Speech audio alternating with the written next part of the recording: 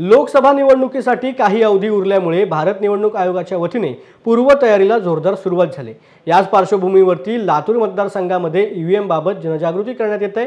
मतदान यंत्राचे प्रात्यक्षिक चालू असताना अभिरूप मतदानही घेण्यात आले। यासाठी ईव्हीएमवर राजकीय पक्षांच्या चिन्हाऐवजी गणित विषयामधील सांकेतिक चिन्हांचा वापर केला होता।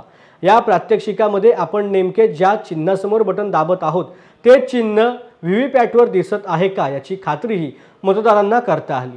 या प्रात्यक्षिकामध्ये लातूर जिल्ह्यामधील नागरिकांनी सहभागी होऊन अभिरूप मतदान केलेलं आहे।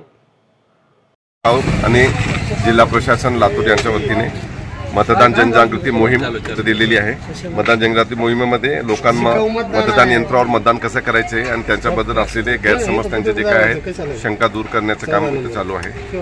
दिवसभरातून 200-300 लोक येऊन मतदान करून बघतात, त्यांना काही शंका येत नाही। त्यांनी केलेलं जे मत आहे बॅलेट युनिटवर जे मतदान केलेलं आहे नमुना मतदान ते याच्यामध्ये व्हीव्हीपॅटमध्ये 7 सेकंद ते डिस्प्ले होते, ते बघतात लोक आपलं त्याच्यामध्ये सही करून त्यांचं ओपिनियन समाधानकारक असतं। किती दिवसापासून मोहीम चालू आहे तुमची? मागील 2 महिन्यापासून मोहीम चालू आहे। किती बूथ झाले आतापर्यंत? आतापर्यंत जवळजवळ आपले एक 100 बूथ तरी झाले आणि दुपारपर्यंत एका बूथवर राहतो आणि दुपारनंतर एका बूथवर। किती मशीन आहेत असे बूथ किती तयार केले?